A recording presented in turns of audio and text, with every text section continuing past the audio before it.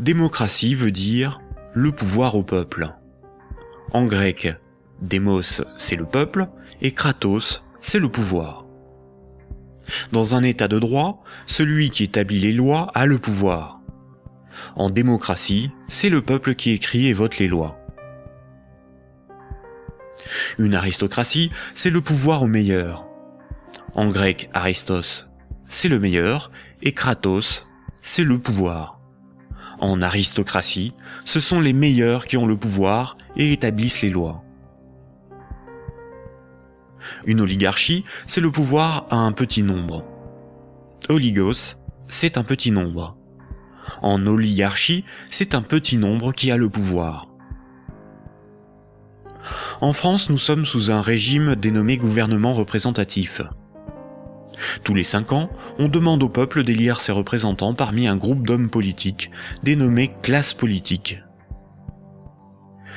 Les représentants écrivent et votent les lois, pas le peuple. Nous sommes donc dans une oligarchie. Historiquement, le terme de démocratie pour désigner le gouvernement représentatif a été employé dans les années 1830 pour tromper l'opinion publique et faire croire au peuple qu'il a le pouvoir. Ce mensonge perdure encore de nos jours. Si nous étions en démocratie, nous voterions nous-mêmes les lois, par des votations ou des référendums, et nous pourrions aussi en écrire, en proposer. En France, les représentants du peuple sont des politiciens de carrière, pour beaucoup fonctionnaires et issus de classes supérieures, âgés de 60 ans en moyenne.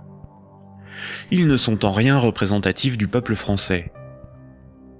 Une fois les représentants élus parmi l'oligarchie de la classe politique, les électeurs n'ont aucun contrôle sur la politique menée et la législation établie. Les représentants votent selon leurs opinions, leurs intérêts, leur complicité ou leur carrière politique.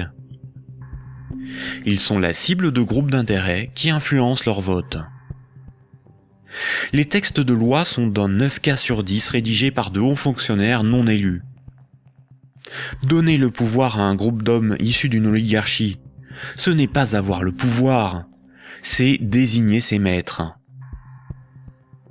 Les partis politiques, apparus dans les années 1840, étaient un moyen de canaliser l'insatisfaction des électeurs dans des oppositions et des conflits sans conséquences. Car si les lois étaient votées par le peuple, ce qui définit la démocratie, il n'y aurait pas de manifestations, pas de grèves, pas de mécontentement ou de troubles sociaux. Le peuple serait souverain. Durant la Révolution, les riches avaient bien plus à perdre que les pauvres. Voltaire, figure emblématique des Lumières, disait ceci.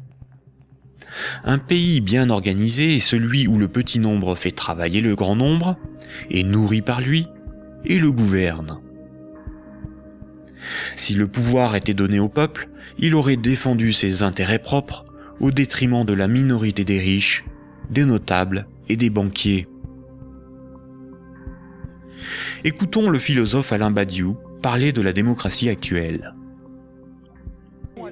Voyez-vous, Alain Badiou, c'est ce que nous avons trouvé de moins mauvais pour choisir nos dirigeants. Oh, la théorie du moins mauvais, ça, vous savez, la théorie du moins mauvais ne peut pas impressionner le philosophe que je suis. Elle a beaucoup servi pour justifier le pire. Le moins pire par rapport au plus pire, par exemple. C'est Churchill qui a inventé cette histoire, qui a consisté à dire que la démocratie, c'était le pire de tous les régimes, à l'exception de tous les autres. Il avait raison? Eh ben non, il n'avait pas forcément raison. Pourquoi aurait-il eu raison? Parce que si la démocratie, on peut vivre. Mais il se peut que le meilleur régime politique soit à venir, qu'il dépende d'une invention de l'humanité. Après tout, vous savez, pendant des millénaires, ce à quoi nous assistions, c'était à des théocraties, à des régimes extraordinairement tyranniques et oppressifs. Ils ont duré bien plus longtemps que votre démocratie, bien plus longtemps. Donc cette démocratie, c'est peut-être tout simplement une sorte de petit intervalle dans l'histoire. Surtout que elle ne marche que là où le capitalisme est déchaîné. Ça, c'est un fait. Le régime parlementaire démocratique, je le constate, c'est un fait, il n'existe comme régime installé, consensuel, conséquent, que là où l'économie capitaliste s'est développée. Et quand l'économie capitaliste commence à flancher, ce type de représentation politique se sent aussi un peu malade. C'est là c'est là où on en vient au cœur de votre pensée. Un tout petit moment d'explication. Vous êtes, Alain Badiou, un de ceux qui avaient revendiqué le mot communisme, alors même que les régimes communistes ou étiquetés communistes étaient effondrés. Vous aspirez à un régime politique qui serait placé sous le signe de l'égalité. Tout votre livre, toute la République de Platon, tourne autour de cette idée. La cité idéale, c'est la cité de l'égalité, la cité de l'idée juste, donc du communisme. Et quand vous nous dites, pour moi, le capitalisme, c'est l'équivalent de la démocratie, là est la racine de votre rejet de la démocratie, je ne vous trahis pas. De cette démocratie-là. Parce que je n'accepterai pas de dire que je rejette la démocratie. Vous avez parlé tout à l'heure d'une illusion démocratique, mais la démocratie que nous connaissons aujourd'hui, c'est elle qui est l'illusion démocratique. Parce que personne, dans le débat politique français ou étranger, dans les pays démocratiques, ne veut abolir le capitalisme. C'est ça le sujet. C'est pas exactement ça. C'est un petit peu plus précis. C'est parce que les différents gestionnaires possibles de notre société sont des gens qui, de toute façon, admettent pour l'essentiel l'ordre établi. Ça, il faut en convenir. D'ailleurs, s'ils n'admettaient pas les uns et les autres l'ordre établi, ils n'accepteraient pas de se succéder comme ils le font. Il faut bien que tel candidat ne soit pas extraordinairement différent de tel autre pour qu'ils puissent alterner le mouvement des affaires restant à peu près le même, après tout. Donc il y a un consensus fondamental qui fonde ce que vous appelez, vous, la démocratie, qui est une démocratie tout à fait normée, tout à fait particulière, et qui repose sur des acceptations fondamentales premières. Voilà. Et donc je soutiens que nous ne vivons pas du tout dans la démocratie.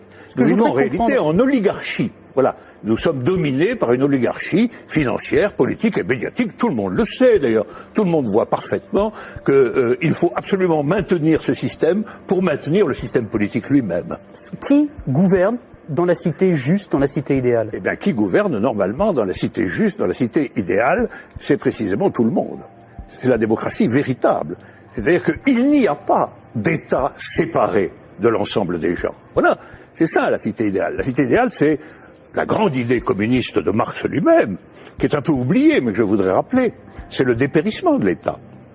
C'est l'idée que l'existence d'une machine d'État oppressive, séparée, qui doit être perpétuellement validée par des élections, etc., c'est une affaire vieillie, c'est une affaire qu'il faut dépasser absolument, au nom de ce que Marx lui-même appelait un régime d'association. La capacité, pour tout le monde, de s'occuper de ses propres affaires. Ce qui est intéressant, et c'est là où, quand vous parliez de l'idée de Marx et de l'idée de l'association, vous êtes un fervent admirateur de ce qu'on appelait les révolutions arabes, fervent admirateur également de ce qu'on appelait le mouvement des indignés. Et ce qui est très intéressant, c'est que votre critique sur les révolutions arabes commence au moment où elle se transforme en processus démocratique électoral avec des élections. Oh ben c'est pas ma critique à moi, c'est d'abord la critique de tous ceux qui ont participé au mouvement dans les pays arabes. Ils ont été légèrement surpris et déconcertés par le résultat des élections.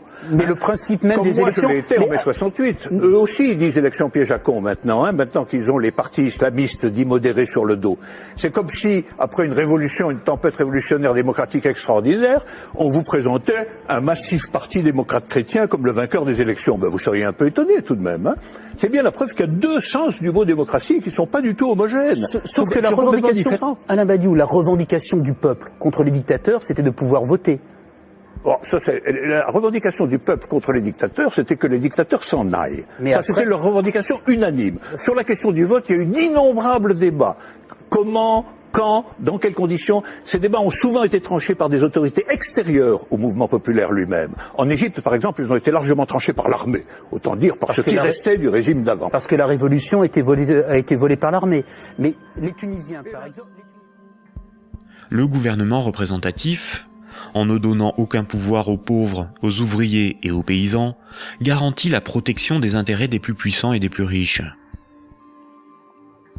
Aujourd'hui encore, le citoyen n'est qu'un électeur, un emprunteur et un consommateur.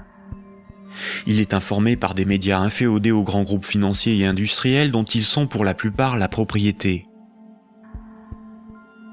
Le vote des lois par les citoyens, le référendum d'initiative populaire, ou la mise en place d'un parlement tiré au sort dans la population comme le sont les jurys populaires, qui sont des évolutions démocratiques élémentaires, sont systématiquement dénigrés dans les médias.